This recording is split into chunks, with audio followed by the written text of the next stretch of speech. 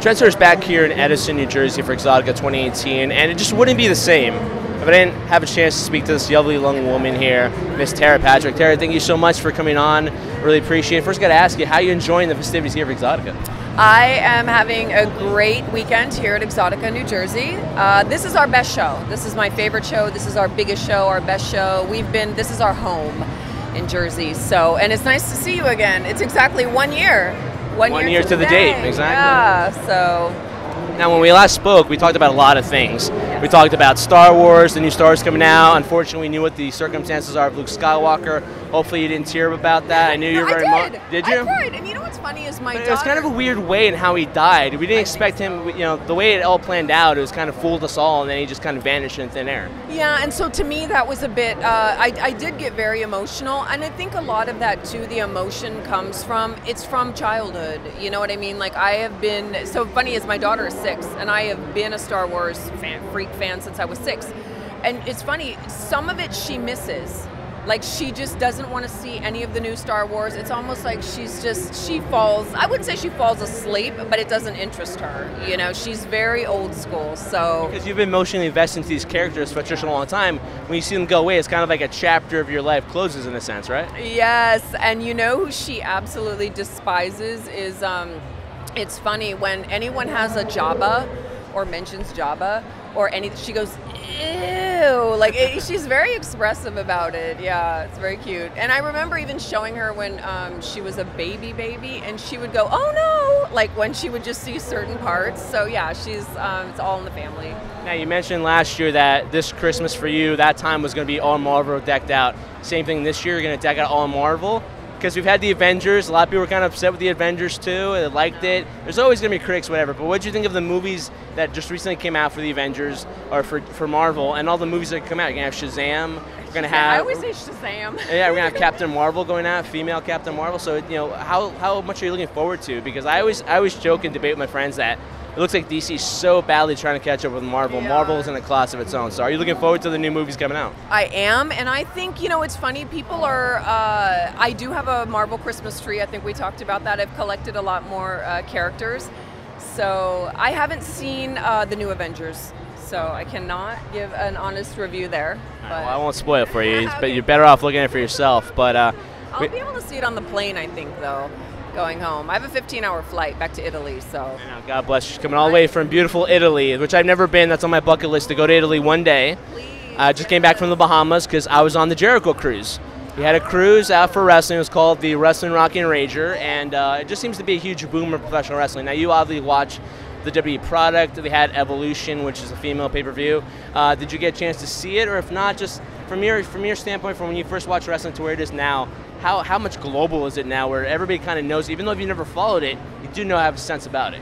Well, yes and no. What's fun, so interestingly, I was going to go back to, in Italy, where we live, there's not much of a cosplay scene.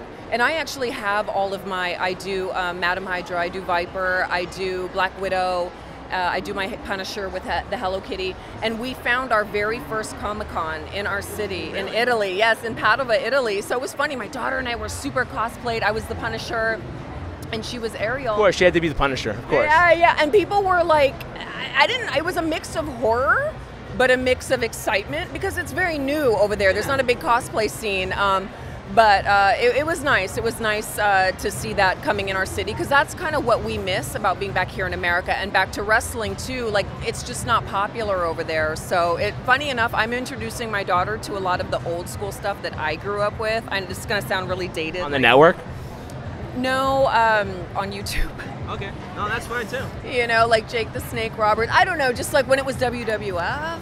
I don't know if you'll cut this part of the interview out, but that's kind of. We'll keep the F in there. It doesn't matter. But she likes the Bella Twins. The Bella Twins? Yeah. Those girls, yeah. So, but we don't follow wrestling too much, sorry. No, because last time we spoke, you said you were going to try so badly go to a live event. They're going to have it in Italy if you're going to go. Did you ever get a chance to go? No. No, and it's not, especially in our region up in Venice, I haven't seen anything. Like I said, we just got like a cosplay Comic-Con event. I would like Comic-Con to come to Italy, even Milan or Rome. It would be huge, you know, it would be huge. So bring it over. Bring it, why not? I mean, it's getting globalized anyway. They're talking about opening up performance centers all over the globe, so Italy would be a great place. So many great talent, so many great Italian. I mean, Bruno Sammartino, an Italian guy, is one of the most famous wrestlers out there. So we don't get looked at funny, you know, when we want to dress up or cosplay. And even if you get looked at funny, whatever, you know. We love it, yeah, we love it. You love it. And one more final thing for me, something I get a chance to ask you the first time, because guys, believe it or not, I was so nervous the first time I met Tera. She's such a nice person. And it was also extremely hot that day too. We were sweating hysterically. It's not that bad. Yeah, I remember. It's not that bad. But you know, that's why I'm wearing a scarf, because it's kind of chilly outside. It is November. But something I always want to ask you. I've always been an admirer. I mean, clearly your work is out there, but I've always been an admirer of your work ethic and how much you put into everything you've done. Where do you think you got your work ethic from? Is this something inbred from family, or is this something you always just kind of dealt with through experience? Definitely my parents. My parents immigrated to America, and the interesting thing is, you know, the number one question I would get asked a lot, I just finished a documentary actually called After Porn Ends. It was a pretty popular documentary. There was 1, 2, I'm in number 3. People always want to know how you ended up in this business, why you're here. It's 18 years coming up that I've been in the adult industry. I started in Playboy. Funny enough, I've been retired for 12 years. 12 years I haven't made any movies, but I own everything. And so I feel like I'll always have that fan base. I'll always have fans. I'm deeply grateful for that. And I love that I can still come to this show, meet people, and make a good living, but doing it without performing. You know what I mean? Like now that I'm on this side of the business, I enjoy still meeting the fans. The business has been very good to me, and my parents are really supportive of that. I made the business into a business for me, you know, because it's easy to get into this business. I don't know half the girls here. There's a lot of young girls. They party. They don't have a lot of the same opportunities and ways to make revenue that I did, and so I just think that, yeah, I still love the business a lot, so I'll always be back, you know, to sign and meet fans. And I love feature dancing. I still feature dance, so I'm proud of my brand. I'm proud of my work, and yeah, I would be a fool to leave and to not come back. And I think kind of still meet people that have been good to me too and supported me, you know.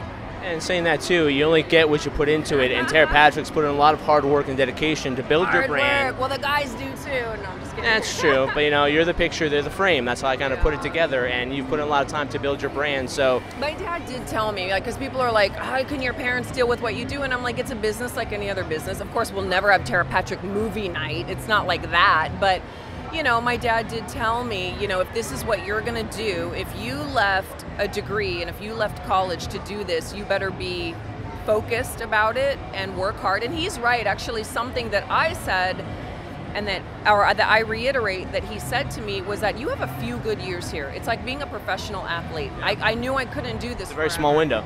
And I didn't want to do it. It's a small window, no.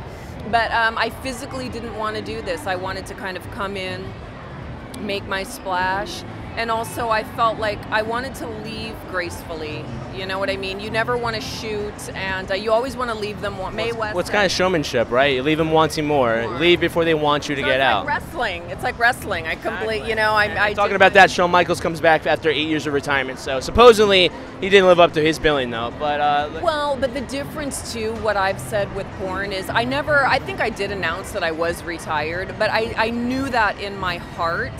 Because this is very different than the difference with this is like, you know, for me, I didn't emotionally feel like it was something I wanted to continue with. I think emotionally you grow up, you progress, and there's just other things I wanted to pursue. People always ask, why did you leave? But it's like, you can't stay, you know, performing forever. So. And the memories will last forever for you guys. You guys can always check it in. You guys can always check out.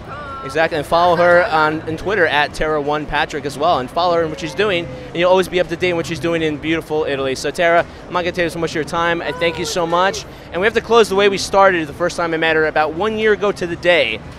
We got to do the sign of the Wolfpack, because that meant she was a member of the crew, which means all you guys who haven't seen the first episode, go see that, go see this one, and then once you're done, go go follow Tera Patrick because she's definitely worth it. Sorry to me. He's really lovely, really, truly a gentleman. One of the best interviews ever, so thank you.